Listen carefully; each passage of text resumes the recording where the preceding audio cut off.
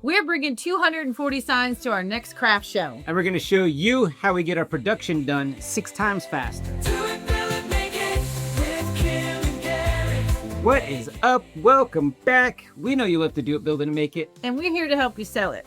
If you tune in on Tuesdays, you get to watch us paint and assemble one of our signs in about 60 minutes. But on Tuesdays, we're making art. But when we're prepping for craft shows, we're making money and art. But mostly we're in it for the money. Many of you are making signs for craft shows and producing somewhere between 40 and 80 signs for your events. But what if we could show you how to do that 3 times faster with only half the effort? We're going to show you how we produce our signs 6 times faster using a batching method. Step 1, we're going to make all of our cuts. The key to batching is to cut multiples at one time. We're going to cut 6 of the same design and paint all 6 at one time.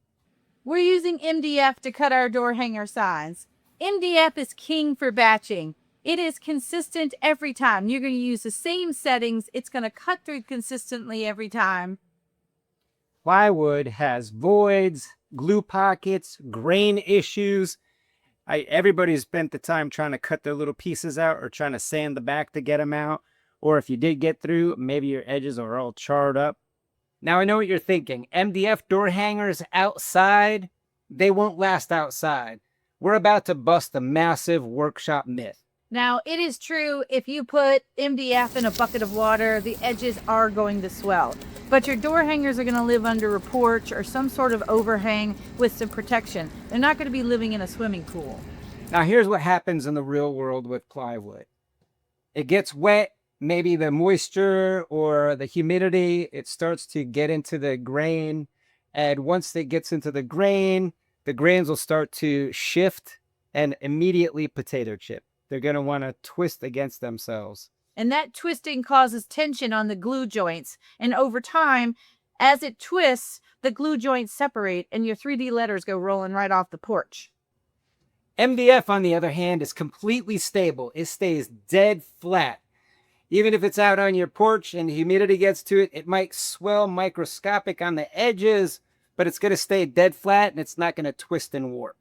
And that means the glue bond never breaks. If it stays flat, your glue is going to be where it's supposed to be. And if you're using the right kind of glue, it's going to be weather resistant, heat resistant. And that means over time, your pieces are going to stay together. Plus, MDF is a whole lot cheaper.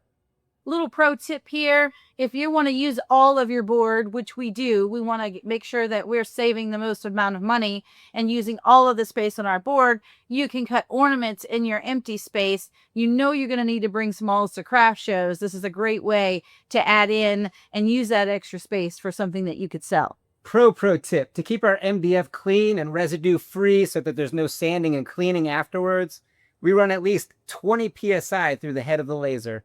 It makes it nice and clean, gets rid of all the char, and keeps those edges nice and soot-free. We also use a blade bed to keep the flashback down on the back of our items, and a jig to make placement consistent. Now, you might be wondering why we're doing this in a tent, and that's because we're in a warehouse that doesn't have any air conditioning, so we can only keep this one small space cool to keep the humidity down so these cut perfectly.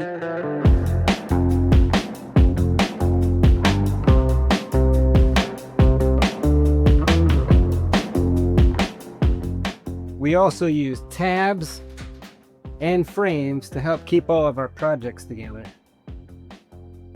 Step 2. Now you paint. Now, the trick about batch painting is to group all of your like pieces and colors together. So we're going to go ahead and lay these out around this table. You might not have this much space to paint in, but the concept is the same. We're going to do all of our backers first. You're going to do 6 backers at one time and then put them down below and take the next 3 if you have to. I'm going to group all of my colors together at one time. So these are going to be, where are we going with these? Red stripes over here. Yeah, red stripes. These are all white. And then again, I'm grouping my colors. The insides of this are blue. So let's keep all those reds together. Well, blues over here. I'll throw you all the reds. Okay, home to you. Hey, ho, ho. Hip, ho, ho, ho. Try to break them. No promises. Hey, hop, hop. I feel like those fish throwers in Seattle. Hey, whoa, whoa. Oh. If you're enjoying this video, give us a like. And if you're not yet subscribed, hit that subscribe button and tick that bell to be Notified. notified of our new videos each week. And if you watched us on Test Cut Tuesday, then you already know the tape trick here. We're going to pull this out and all of these little pieces get taped down so that they don't move when you're trying to paint them.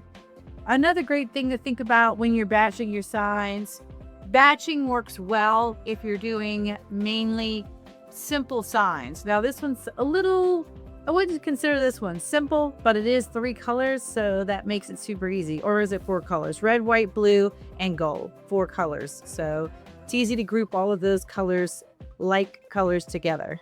Now that we've separated all of our pieces into our colors, we're going to start painting. We are using our Foxy Hues paints. This is our brand of paint. It is an indoor-outdoor acrylic paint, and what's great about this paint is because it has those outdoor properties, it is UV resistant, weather resistant. It's not going to fade when you put these projects out on your front door and the sun beats down. It's great for indoor-outdoor projects. Now, let's address the elephant in the room. We get a lot of comments. Why don't you use spray paint? We tried using spray paint. That's where we started. But spray paint, 1 can that costs about $6 to $8, maybe does 2 backers. Then it takes a lot longer to dry. I need ventilation, or if I try to do it outside, I have to worry about humidity, bugs. Then I really have to worry about the overspray in the neighbors. And we also do these same designs for workshops, and we can't have 16 people in here using spray paint. Rattle cans. So indoor-outdoor acrylic paint is great for this. Again, it's low VOCs. You can use this right inside your home and do all your painting while you're watching your TV.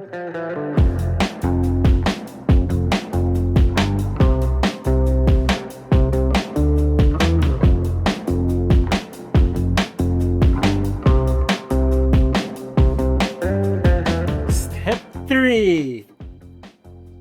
Time to assemble. And we're going to use some Starbond Thick, and we're going to work our way from the bottom up and the bottom up. Now we're using Starbond Thick because it has a little thicker viscosity, which means it's not going to run when you lay it down, and you want to use a little bit of glue. Now you want enough glue that you're covering the surface area, but you don't need a ton of glue so it's not oozing everywhere. I like Starbond because it dries in like 30 seconds to a minute tops. It's not like that E6000 stuff that takes forever to dry, or wood glue that takes a couple of hours to dry. This is down and there for life in about 1 minute. And if you're wondering where you can try this Starbond Thick, you can get this at our website, kngmakeit.com, as well as the Foxy Hues paint. So you can get that at kngmakeit.com. Now, we do get a lot of questions about why we don't use the 3M tape. Well, the 3M tape would be a lot of waste for something like this. Do you see all the pieces that Open space. open space? It's a lot of 3M tape I'm just throwing away. And if I did the whole back, if I did the whole piece, I have 3M tape on my backer.